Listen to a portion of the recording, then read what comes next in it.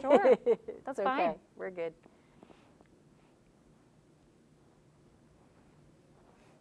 All right, I guess we're good to do a dry run. Run through. I'm going to count down Yeah. 3, 2. Would it be starting with, is there any like PowerPoint slide I'm supposed to have at the beginning or? Yeah, there will be a PowerPoint. Sue can just share that if you're comfortable with it, or we can give it to you to do it through OBS. But we can talk about that later. Okay. Yeah, okay. We'll just pretend like we just did that and now we're at the next step. Okay.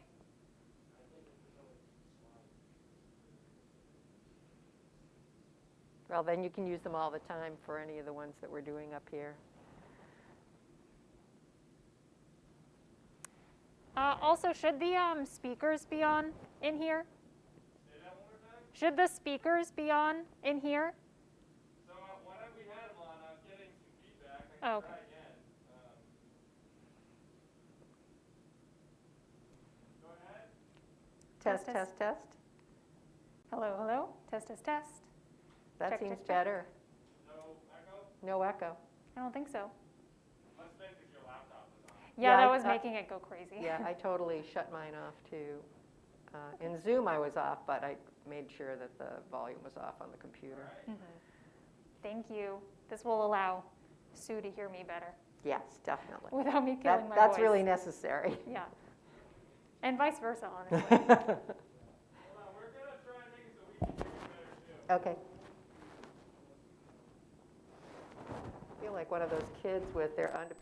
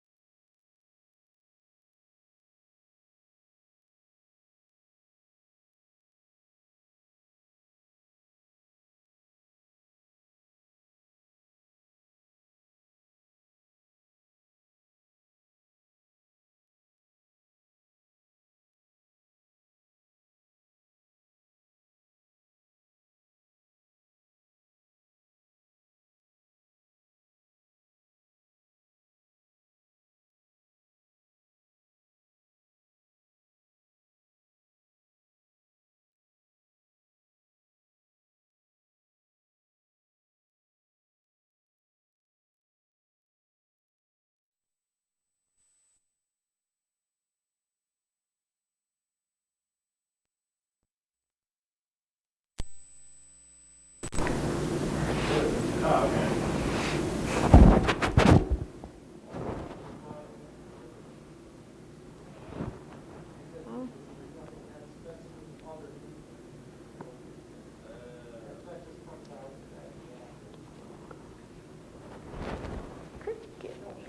Get.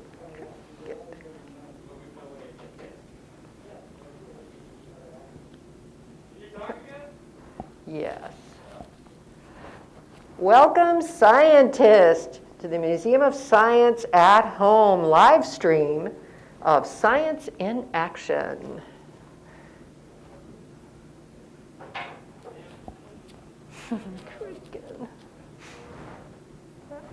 Yeah, it's just like sticking right up there.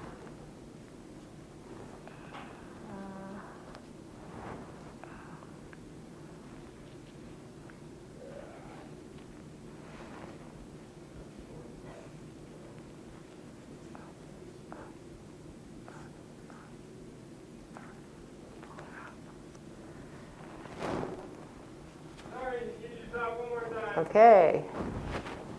Welcome, scientists, to the Museum of Science live stream of Science in Action.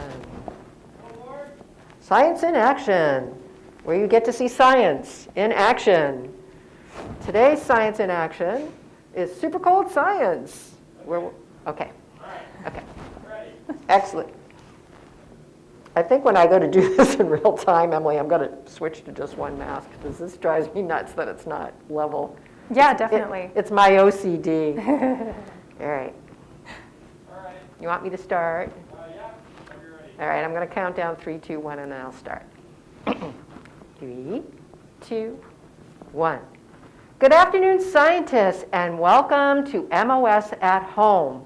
Today's presentation is Science in Action, And today's show is specifically super cold science. We're going to learn a little bit about what happens when temperatures go extreme.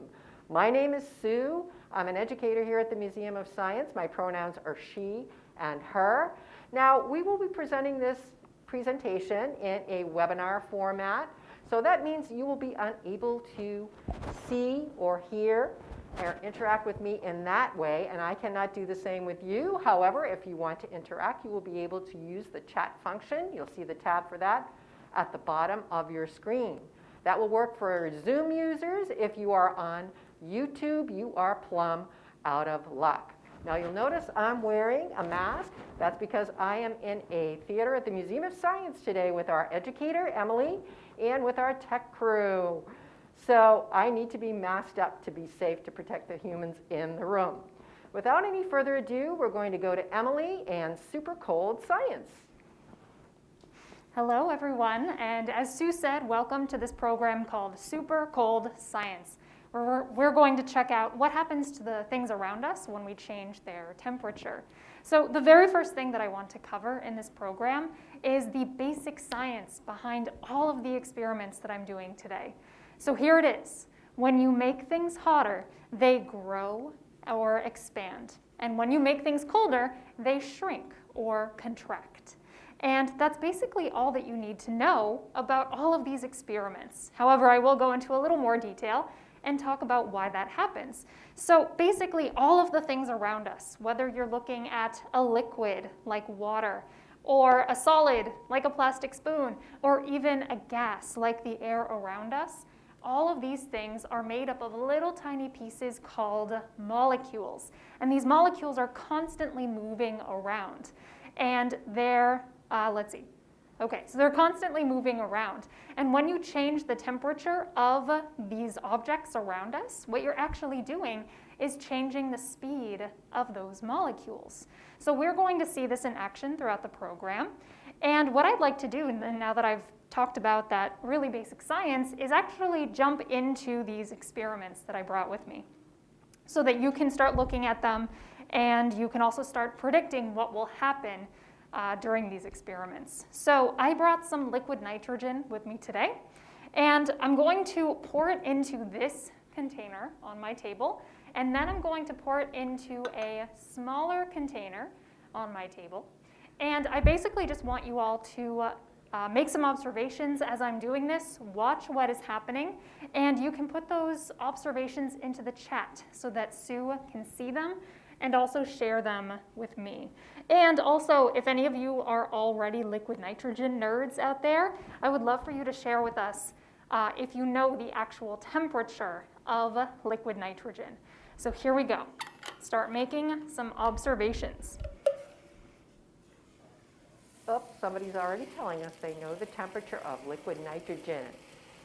It's 320 plus degrees below 0 Fahrenheit. Oh, we have people saying smoke, they see steam, they're seeing bubbling, they see smoke, oh, steam, it's really hot. A lot of good observations.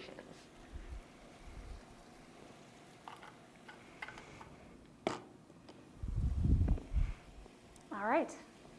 So we have a couple different ways for you to observe this liquid nitrogen that I brought with me. Again, we have the larger container and the smaller container. The last shot that I saw looked pretty good, so we can talk about that later, AV guys. But yeah, I think I heard Sue make some really amazing observations, or at least share some really amazing observations. For example, you are noticing that this liquid is boiling. And that's a really important thing to talk about, because it turns out that when we change the temperature of the things around us, we can also change the state that they are in. So for example, if we heat up a liquid to a high enough temperature, specifically its boiling temperature, we can make that liquid boil and turn into a gas. And that's exactly what we're seeing here. We're seeing all of these crazy bubbles that are happening inside of this liquid, which is evidence to us that this liquid is boiling. Now, more proof of that boiling, I can only assume Sue said it because it was kind of hard for me to hear it, is this kind of smoke that you can see coming out of the liquid nitrogen. And a better word for that smoke is actually fog. And we call it a fog because it's falling down off of the table. And I want you all to compare this boiling liquid to boiling water that you've probably seen before at your own house. Boiling water needs a stove or it needs a fire. It needs something really hot to add enough heat to it so that it rises to its boiling temperature, which is over 200 degrees Fahrenheit. Liquid nitrogen is actually negative 321 degrees Fahrenheit. So that means that there's something entirely different in this room that is adding enough heat to this liquid to actually make it boil. So here's a question for all of you. Type it into the chat box so that Sue can tell me your answers. What in this room or what on this table is making our liquid nitrogen boil? What is adding enough heat to this liquid to make it boil into a gas? There's some guesses starting to come in right now. Some people think that you've got a hot plate hidden in the top of that cart, that the tabletop is really, really hot. Other people said the tabletop is just warm enough to make it boil. Someone said they don't know. Okay. Those are our guesses. Yeah, those are all amazing guesses. I will say that I'm not trying to trick any of you. There is not a hot plate built into this tabletop. It doesn't feel particularly hot to me. In fact, it feels quite cold to my fingers, especially where this cold fog is coming out of our liquid nitrogen. And instead, it turns out that all of the things around us are hot enough to make this stuff boil. And that's because everything that is at room temperature feels scalding hot compared to this liquid. Because remember, it is negative 321 degrees Fahrenheit. So if I were to put this plastic spoon into the liquid nitrogen, that would make it start to boil. If I poured it onto this table, the table, which is at room temperature, would also make this liquid start to boil. And the same thing happens with the beaker and with this larger container. All of these things around us feel scalding hot compared to this liquid, and that is what is making this liquid boil. Pretty amazing. So what we're going to do with this liquid is actually change the temperature of some other objects that I have on my table. So we can see how this extremely low temperature actually affects those things. So what I'd like to do first is take a look at this balloon. And I want to know, do I dare ask this online? What sort of state? No, I won't do this online. Okay, so I'll just tell everyone that there is a gas inside of this balloon. In fact, I blew it up myself, so it has the air from my lungs inside of it. It does not have helium, and we can tell because it does not float into the air. Now, what I'm going to do is stick this balloon into the liquid nitrogen. And I want to know, what do you all think will happen when I do that? And again, keep in mind that this liquid is extremely cold, and try to remember that science that I told you about at the very beginning of the program. So we have a few guesses coming in already. There's some folks who think that it is going to blow up. Others think it's going to get really cold. Others are saying it's probably going to fall apart. Okay, yeah, again, really awesome observations and predictions, I should call them.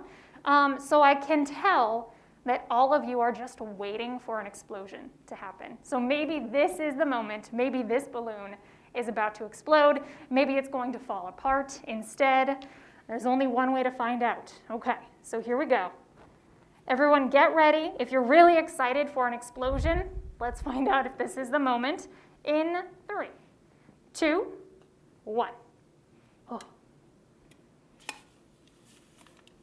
Cool. People are mush saying, it on oh, in that's there. so cool. It's making a noise, somebody said.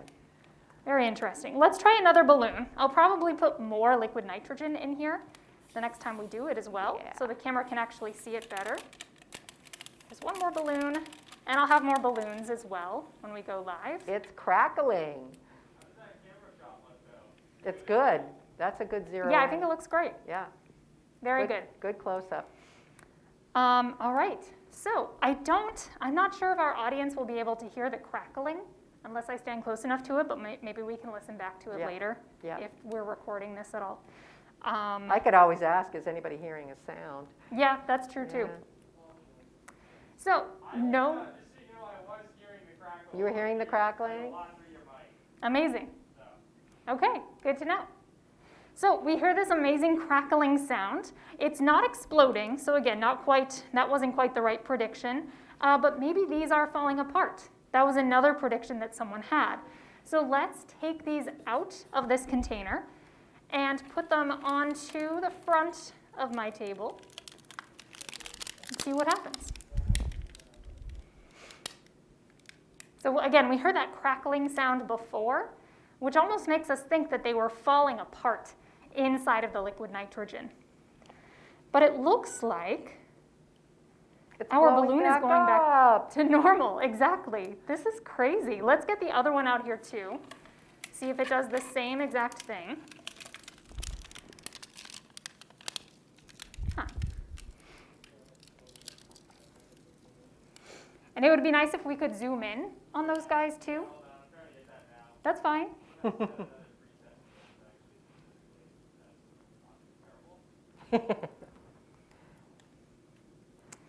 So it looks like, there we go. It looks like our audience has noticed that these balloons almost look like they have grown back to their normal size, which is a really exciting piece of science. So what we have just witnessed, I should have explained it better when they were in there, but when these balloons go into the liquid nitrogen, when these balloons are inside of there, the liquid nitrogen is so cold and so much colder than these balloons that the liquid nitrogen slows down the molecules inside of these balloons and makes them get closer together. Again, this is a bit that I forgot to mention at the beginning, so I'll just have to work on the script better. But when we lower the temperature of those molecules, they get closer together and they slow down. So our balloons crumpled up inside of that liquid nitrogen because the gas inside of them was taking up less space. Now, as soon as we bring them out of the liquid nitrogen and back out into our nice warm room temperature air, these balloons were able to go back to normal because suddenly the air in this room is adding heat back to those molecules, allowing them to speed up and take up more space. So the gas inside of that balloon essentially went back to its normal size and the normal amount of space that it takes up, and our balloons barely even look like they went through any sort of change. So again, this is the power of changing the temperature of the things around us. So the next thing that I'd like to do is see what happens when we put a liquid inside of the liquid nitrogen. And what I'll do is just I'm just going to put regular water inside of this liquid. And I'll do this by filling a balloon with water and then tossing it in there. So while I'm filling this thing, I would love for you all to start telling Sue what you think is about to happen. What will happen when I put a water balloon inside of our liquid nitrogen? We have some guesses coming in. Let's see. First person thinks it's going to freeze really hard. Someone else thinks it's going to explode. And another person says they don't really know what's going to happen. Is it okay to put this guy in the glass container? Yes. Okay. Goodbye. All right. So this might take a few moments, so I'll probably put it in even sooner. But yeah, a lot of you think this is going to explode. Hopefully it does, because again, we're all waiting for an explosion. What were the other predictions, Sue? Some thought it was just going to get really, really hard, and another person did not know what was going to happen. Okay, very good. So yes, maybe this will get really hard because maybe the water inside of that balloon is going to freeze into a giant ice cube. That makes a lot of sense because we see that happen all the time. When we fill ice cube trays and then put them into our freezer, we can create blocks of frozen water, which is what we call ice. So maybe that will happen here. Now, here's another question. Let's see, do we expect this ice cube to be smaller or bigger than the pocket of water that it used to be. I expect a lot of us would imagine that it would be smaller because when things get colder, they shrink or contract. But let's see what actually happens. I did hear a little pop of our balloon, which means that we are officially done with the freezing process. Squeeze, squeeze. Ugh. Again, this is a really good thing to get on camera. Yeah. So what we have here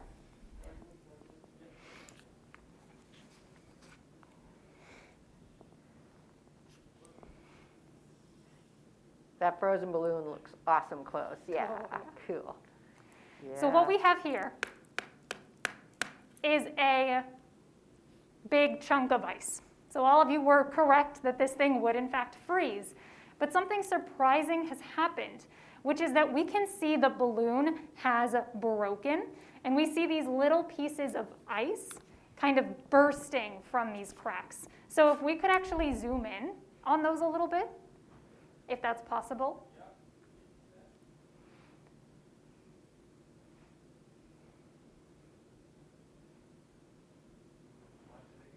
Yep. All right, Good. I'll take it. Yep.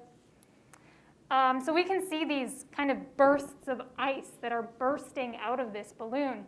And this is proof that ice is actually, ice takes up more space than water, which is crazy because that goes against the rules that I just told you about.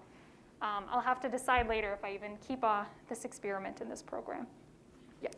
Might be a little too advanced for the live audience, but let's see. The reason why this happens is because water is an exception to our rules, and the way that the molecules come together actually makes them form these really amazing crystalline structures that bump them apart from each other. So ice cubes are technically a little bit bigger than the pockets of water were that you originally were freezing, which is really cool to think about, especially because there is so much water on our planet. And yes, water is an exception to this major rule of science that all of my other experiments actually do follow. So let's put that away. Right there. And the next thing that I want to do is put a solid into the liquid nitrogen. And this solid is actually kind of a soft solid. It's just a balloon, but you can see how stretchy this solid is, how soft it is, how malleable it is. But I'm curious to know what you think will happen when I put a solid into the liquid nitrogen. Do you think it'll turn into a whole other, state? Is there another form that it could change into? Sue, whenever people start answering, let me know what they're thinking. All right. We've got another explode. We got someone who said it will crack. Another person says it's going to get really, really hard. And then finally, there's someone who says, I don't really know what will happen. Amazing. Okay. Yeah, keep in mind that I don't know is always an acceptable answer because we can't know everything, right? This is why we study science, so we can learn more about it. So let's finally take this thing out and see if any of those predictions were in fact correct. Now, I would like a shot before we start of this coaster, as close as you can get, because this is going to happen very quickly. I'm going to take this balloon out, and then I'm going to hit it with my hand. And let's see if anything changes or if anything surprising happens. All right. 3, 2, 1. Wow. We're getting lots of wows, lots of cools. And somebody asked, was that cold when you touched it? Ooh, such a great question. The answer is yes. These things do feel cold to my hands, but because I touched it for only a second, and because this particular material doesn't hold on to that kind of cold temperature for a very long time, it is safe for me to touch it soon after it's been in the liquid nitrogen. But what we just saw is that solid objects can in fact get even harder when they are in liquid nitrogen. They can't turn into a different state of matter, but they do in fact get harder. And that's because the molecules get even closer together inside of these solids. And in the case of our balloon, it got so hard and brittle that it was able to smash into little tiny pieces. So we just made a big mess, which is always fun in science. It's always acceptable. As long as you're prepared to clean up that mess later, then it's okay to do. And I have one more small experiment to show you all before we move on to our grand finale. And this experiment actually has to do with the fog that is coming from our boiling liquid nitrogen. So what I'm going to do is pour some of our liquid nitrogen into an empty can.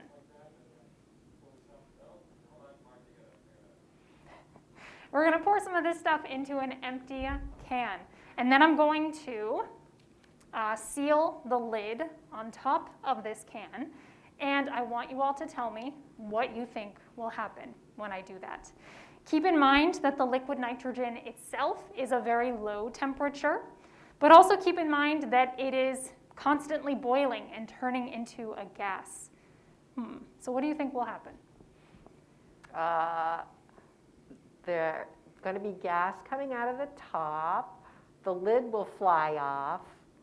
A few people say they don't know what's going to happen. Okay, so maybe gas will just come out of the top of the container.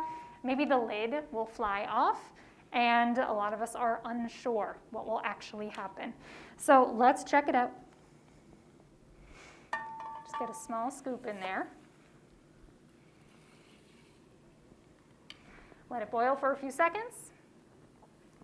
And in 3, 2, 1. Woo! Woo! Wow. Awesome. Cool. Now hopefully my mic picks up that as well. It I'm glad did. to see the wide shot too. So let's did. see this, wide, whatever. In 3, 2, 1. Woo! Woo! Nice. So cool. So folks, I would say that this is a pretty good example of a safe explosion that we are doing today. Finally, we are seeing something popping. So what's happening here is that this can cannot physically fit the gas that is being created from our boiling liquid.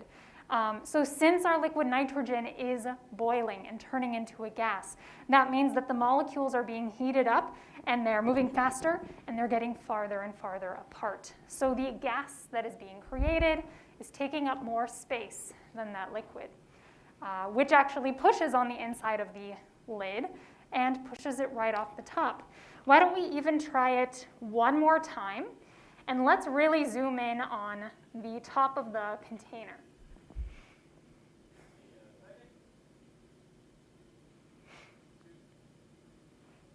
And if we can just lift that up a little bit, even a little bit more. Okay, that's good. And I just want you all to watch the lid, because you can physically see it almost bubbling up as the gas inside is pushing up on it. So here we go. 3, 2, 1. Oh. Awesome. Cool. Okay, so that's going to stay there. And this can go in here.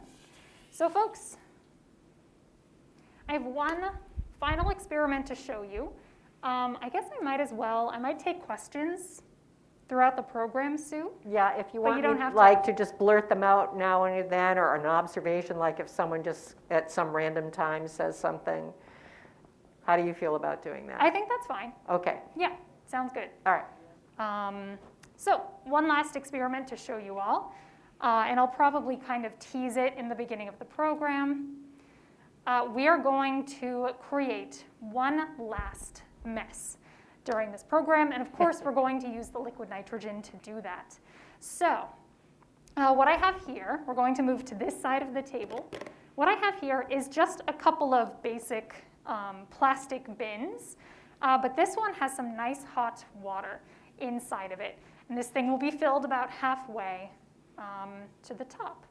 Now, what I'll add to this water is dish soap. Just a whole bunch of dish soap. And we'll swirl it around. Whee! Swirly, swirly. And then what we're going to do is add a whole bunch of liquid nitrogen to this soapy water. And I'm curious to know, what do you think will happen? Keep in mind that this is hot water. Keep in mind that that hot water has like a sticky soap inside of it. And also always remember that our liquid nitrogen is a low temperature, and once it hits that water, it will probably start to boil. So Sue, what are people thinking? So some folks are saying that there's going to be bubbles, lots and lots of bubbles. Others say it's going to explode. No. Others, some people think that the soapy water will freeze, and others are just looking forward to seeing this. All right, I love it. So let's see what actually happens. Those are some really exciting predictions. If any one of those happens, then I think it's going to be a successful experiment. So here we go. We're going to use this guy for it. All right, let's see what happens in, let's see, maybe get a close-up of this.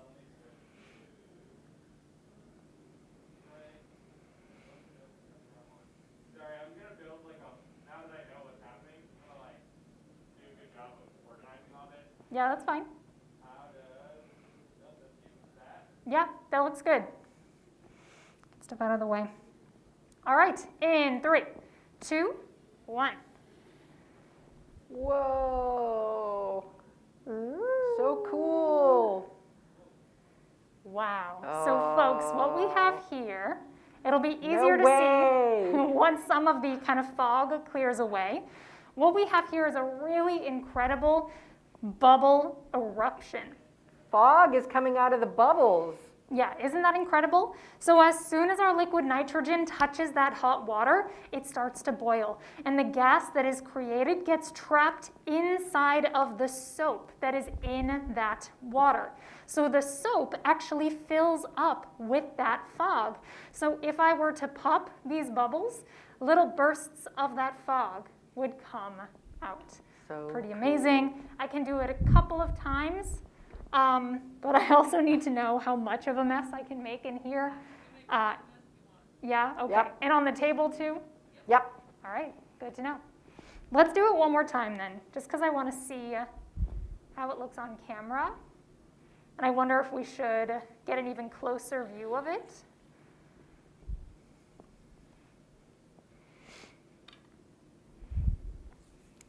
The bubbles look really cool. Ooh, yeah, that was a better one. That looks really good. Yeah. Poof. It's like a guy. And some of these bubbles get really big, like Poke that it. one on the top. Woo! Here's another big one. Let's pop it. Amazing. All right.